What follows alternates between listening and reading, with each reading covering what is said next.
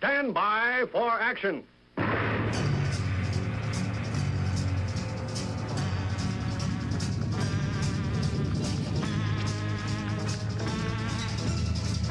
welcome. My name is Dave Milner. I am the Unpleasant Blind Guy. And let's get started. First story on deck. DOD ignores judge, cuts physical therapy for soldiers, disabled children. Now, this one comes from the Examiner and other sources, but I'm going to read out the Examiner story. This one was filed on the 22nd of May. Defense Department officials decided to stop covering a certain form of physical therapy for the disabled children of military members, despite an administration judge's ruling that the treatment is covered under the law. For my daughter, this therapy means life, death, or some horrible surgery, but she's not alone. There are 27 other military families who use the center where Caitlin goes, Jennifer Samuels told Military Times. DOD decided not to pay for a physical therapy program for Caitlin Samuels, a 15-year-old girl with severe neuromuscular scoliosis, a spinal curvature caused by her brain's inability to send the signals needed to keep her spine in proper alignment. Initially, DOD's TRICARE paid for the therapy sessions. The government eventually revoked coverage of the therapy because it took place while Caitlin sat on a horse is an experimental hippotherapy not covered by law. The therapy is still considered unproven under the basic program. Michael W. O'Barr, Deputy Chief of the TRICARE Policy and Operations, replied on October 24, 2012, when he rejected an administrative judge's ruling that the therapy is covered under current law. The horse is used as a dynamic surface, a therapeutic tool for physical therapy. Charles R. Haney, a TRICARE hearing officer, wrote in his March 30th, 2012 ruling. The physical therapy,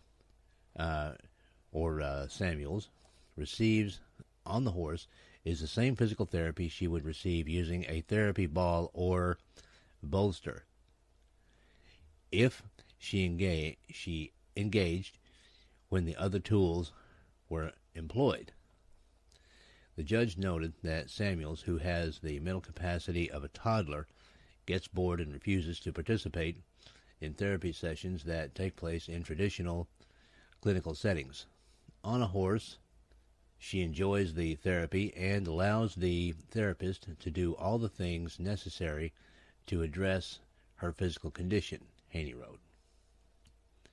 Under the current ruling, DOD is willing to pay for a more expensive treatment that is not effective, rather than cover the cheaper, more effective physical therapy on horseback, $80 per 30-minute session. The same physical therapist providing physical therapy services is a clinical setting charges $300 per 30-minute session, the administrative judge pointed out. It would be a waste of the government's money to pay for therapy in a traditional setting if it would provide no benefit to Samuels. The judge also noted that Medicaid covers such treatment, provided the patient receives a waiver, but that Caitlin Samuels cannot receive the Medicaid waiver because her father is an active duty member of the U.S. Navy. Every time he transfers to a new location, she went to the bottom of the waiver waiting list, the judge observed. Caitlin Samuels' mother wrote President Obama asking that he intervene on her behalf. We followed the appeals process that was required of us, and TRICARE needs to accept the ruling of the judge they hired to provide coverage for the therapy that Caitlin is entitled to receive, Jennifer Samuels wrote. That request was denied. Thank you for your recent letter to President Barack Obama concerning TRICARE's denial of hippotherapy services provided to your daughter, Caitlin. U.S. Army Brigadier General George W. Bryan Gamble replied. The TRICARE contractor denied Caitlin was receiving hippotherapy, a form of exercise or therapeutic horseback riding, as opposed to physical therapy. Gamble, like O'Barr before him, also said that the administrative judge misapplied relevant laws and regulations to the case, resulting in an errant ruling. In any case, the hearing officer does not have authority to make a final decision in a hearing case, but may only issue a recommended decision, Gamble also pointed out. The Samuels family hopes that Congress will pass Caitlin's law, clarifying that current law covers her physical therapy even if it does take place while she sits on a horse. Over 120 advocacy groups support the bill, including the American Association of Health and Disability, the American Physical Therapy Association, and the Children's Hospital Association. This I do not only because this is a disabled child, but because this is a precursor of the way everyone is going to be treated under Obamacare. We need to understand that these issues, as I told you, are going to come to people who are not disabled, and they're just starting on the people who are.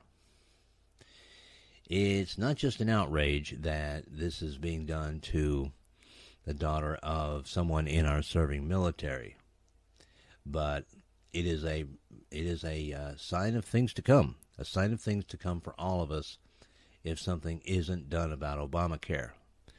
It's going to be health care by the numbers, one size fits all, and the government has the right of yay or nay, including whether or not someone lives or dies. That's coming up too. Anything that you can do to keep up the support for people who will vote against Obamacare, anything you can do to contact your congressman if there's any hope at all that they'll listen to you and keep putting the pressure on Obamacare to defund it or repeal it. Anything of that nature will really help. They need to understand that the people aren't going to just lie down for this, and I am including senators in this. So let's move on to one of our favorites, Howard Dean. Ah, yes. Mr. Dean Scream himself, in an interview not too long ago, noted that Benghazi, in his opinion, is a quote-unquote laughable joke. Now, what I think Dean meant was that Republicans were trying to use Benghazi as some sort of a political stick to hit the Democrats with. It goes far beyond politics. Dean knows it, but he doesn't care. And his comment shows that in stark relief. As true patriots know, the Benghazi issue is about why we in the nation were lied to about what happened at Benghazi. It's about why 4 Americans died. It's about why they were denied help when help could easily have been provided. That's what Benghazi is about. It's not a political maneuver.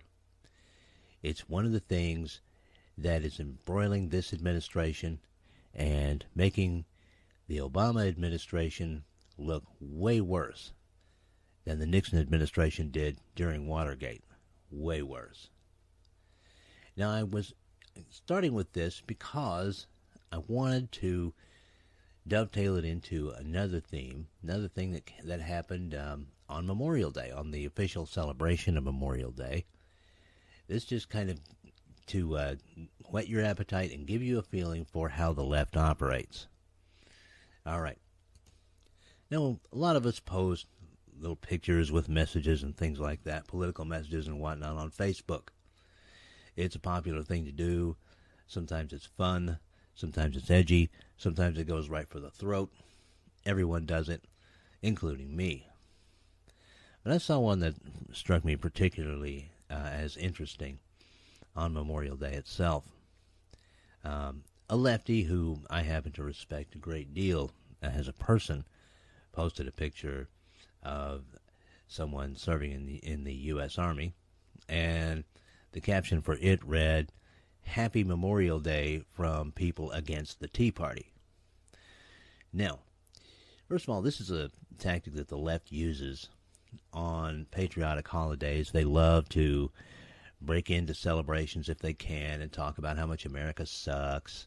It's standard fare for them because they have to get their message out some way, and they feel like the only way they can do it is to be outrageous. The point of this lefty's message, though, was that the Republicans, she doesn't see a difference between Republicans and conservatives. I attribute that to her age and to the fact that she doesn't really understand exactly what's going on with the Tea Party movement. She believes that while conservatives and Republicans talk about patriotism, they get into office and line their pockets. Now, I quickly won that exchange by pointing out that President Obama has a nice, practically a palace waiting for him in Hawaii, and I spoke about the Kennedy compound, and there are other places like Al Gore's multiple houses, Nancy Pelosi's $9 million that she's worth, Charlie Rangel's tropical paradise, all of these things. So what we have to understand and make our friends on the left understand, people, is that we know socialism is for the people, not for socialists. They try and make it look like they're all going to be in the same boat with us, but they won't. They're going to have their money, they're going to have their privilege, and it doesn't matter whether there's a D or an R after their name. When it comes down to it, they're not going to be the ones suffering. And there's another meme out there to be careful of. There's some people on the left who say, well, it's okay if our leaders are rich because at least we get a few crumbs from their table. This was actually a quote that a friend of mine named Buddy was given from a bus driver one time. Well, that's okay if all you're satisfied with is the crumbs, if you don't even want the potential to go out there and get more. And it also points out the mediocrity that the left wants there to be for everyone, except for their own leaders. Their leaders don't want mediocrity. Their leaders want big houses, lavish vacations, riding around in fancy cars, going to fancy parties, and things like that. That needs to be always remembered, and when you're in converse with the left, you need to make sure that that's pointed out to them, whether they like it or not. All right, usually I'm down pretty close to the end of a show, and I like to celebrate an awesome American. And today is a special day, in case some of you didn't know it. This day, Thursday, May the 30th, is the actual date, the traditional date of Decoration Day. Not the Monday day, which is done for the convenience of government workers who are busy the rest of the time targeting patriots for things like tax audits and tapping their phones. All right. Now, this comes off of the History Channel website, and this is for May 30th, 1868. Civil War honored on Decoration Day. That's what this day was originally called, not Memorial Day. I'm just going to read the first paragraph. By proclamation of General John A. Logan of the Grand Army of the Republic, in other words, the Union Army, the first major Memorial Day observance was held to honor those who died in defense of their country during the late rebellion. His words. Known to some as Decoration Day, in fact known to almost everyone for a long time as Decoration Day back then, mourners honored the Civil War dead by decorating their graves with flowers. On the first Decoration Day, General James Garfield, who later became president, made a speech at Arlington National Cemetery, after which 5,000 participants helped to decorate the graves of the more than 20,000 Union and Confederate soldiers buried in the cemetery. Yeah, I'm forced to wonder if this sort of thing happened today, who do you think the 5,000 people decorating the graves would be? You think they'd be with Occupy? Nah, I don't think so. I think they'd probably be with the Tea Party movement, almost all of them, if you just asked them. All right. Well, it's that time. This is going to be a short show. This is exactly the way I like it. Keep it short. Keep it pithy. Even though I'm not Bill O'Reilly, and frankly, thank God I'm not Bill O'Reilly. I want to extend a special thanks to everyone who has commented, who has listened to the show. Each of you guys mean a whole heck of a lot to me. I appreciate that you spend any time at all listening to this show, and I'm going to keep doing my best to try and provide you at least some kind of quality for your time. I am very much appreciative of you. If you have questions or comments, you can get hold of me on Twitter at UBGContact. And if you just mention UBG Contact when you talk to me on the Twitter, I will try and answer any questions or comments you have, and might answer some of them on here on the next show. So, hope everyone has a great Thursday. Hope everyone has a wonderful weekend. Let's remember on this real Decoration Day those who have died so that we can enjoy all of the freedoms that we have and appreciate them. I appreciate you. Goodbye, and may your God go with you. Bye-bye.